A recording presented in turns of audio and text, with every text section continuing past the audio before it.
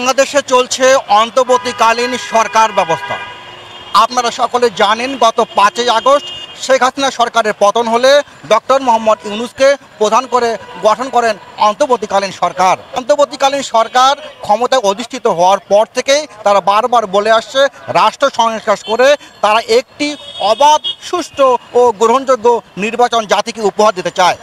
কিন্তু কি ভাবছে দেশের মানুষ? দেশের মানুষের ভাবনাকে আমরা জানতে চাই। কি ভাবছে এই দেশের মানুষ? সংস্কার নাকি নির্বাচন? সংস্কার নাকি নির্বাচন, কি ভাবছেন আপনি? অবশ্যই আমি সংস্কারের পক্ষে, তবে বিগত প্রায় 15-20 বছর যাবত আমি কোনো ভোট দিতে পারি না।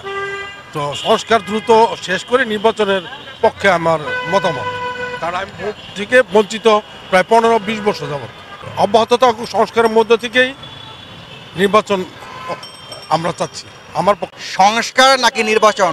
আপনার সংস্কার দরকার আমাদের। হ্যাঁ, কেন সংস্কার দরকার? আমাদের যে দেশের পরিস্থিতি, এই পরিস্থিতিতে আগে দীর্ঘমেয়াদী মিনিমাম 5 বছরের সংস্কার দরকার, তারপরে ইলেকশন দরকার। আমাদের সুবিধার জন্য তারা বলতেছে, এই জন্যই আগে আমাদের সংস্কার, পরে ইলেকশন।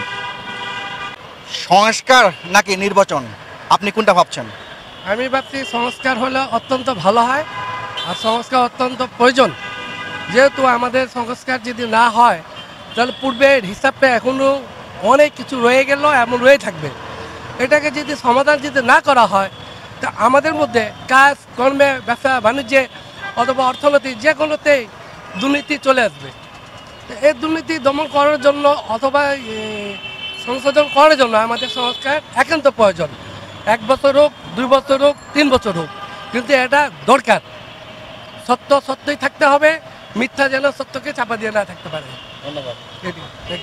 নির্বাচন। আমি মোফাজ্জল হোসেন জুয়েল। আমার মতে দেশে সংস্কার প্রয়োজন আছে।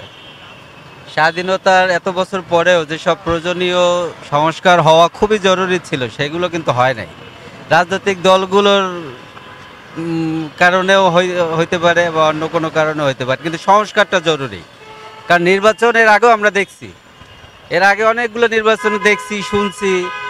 তো অনেকে বলে নির্বাচন হলে সব ঠিক হয়ে যাবে। আসলে নির্বাচন হইলেও সব কিছু ঠিক হয়ে যায় না। আগে সংস্কার হইতে হবে, কারণ ভিতর থেকে ঠিক করলে পরবর্তীতে ঠিক হবে। আমি সংস্কারের পক্ষে, নির্বাচন পরে। সবচেয়ে তাড়াতাড়ি নির্বাচন হওয়ার জন্য অনেক ভালো হবে, দেশের জন্য অনেক উপকার হবে। তো মানুষের ব্যবসা বাণিজ্য অনেক সমস্যা আছে, নির্বাচন চাই।